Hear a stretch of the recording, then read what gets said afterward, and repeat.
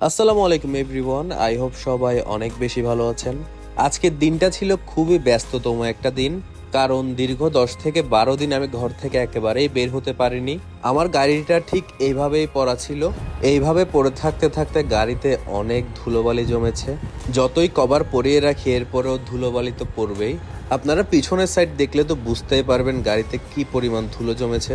গাড়ি বের করার পরে সোজা আমি চলে যাই পেট্রোল পাম্পে। সেখান থেকে আমি অকটেন নিই এবং সাথে নিই আরও গ্যাস, কারণ আমার গাড়ি অকটেন এবং গ্যাস দুইটাতেই চলে। তো আমি ট্রাই করি সবসময় দুইটাই ফুল রাখার জন্য। সেইখান থেকে আমি সোজা চলে আসি গাড়ি ওয়াশ করানোর জন্য। আমার গাড়ি যতই পুরান মডেলের হোক না কেন, আমি গাড়িটা সবসময় সুন্দরভাবে পরিপাটিভাবে রাখার ট্রাই করি। এইবার শুরু হবে গাড়ির ওয়াশ করা।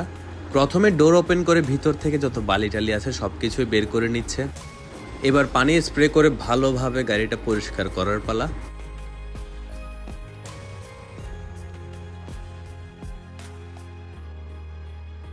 এখন থেকে আমি সবসময় ট্রাই করব কোনো না কোনো ভিডিও দিয়ে আপনাদের সাথে সবসময় কানেক্ট থাকার জন্য, কারণ এত ব্যস্ততার মাঝে এখন ইদানিং ভিডিও করা একেবারেই পসিবল হচ্ছে না।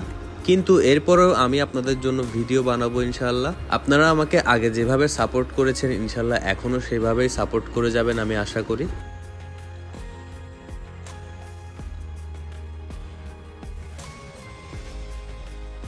গাড়ি ওয়াশ করার পরে গাড়ি কিন্তু আগে থেকেও অনেক বেশি সুন্দর লাগছিল আমার কাছে। গাড়ি ওয়াশ করা কমপ্লিট। এখন কেমন লাগছে আপনাদের কাছে আপনারা জাস্ট কমেন্ট করে জানান আমাকে। সো গাইজ, আজকের মতো এখানে বিদায় নিচ্ছি। সবাই ভালো থাকবেন, সুস্থ থাকবেন এবং পরের ভিডিওর জন্য অপেক্ষা করবেন। আল্লাহ হাফেজ।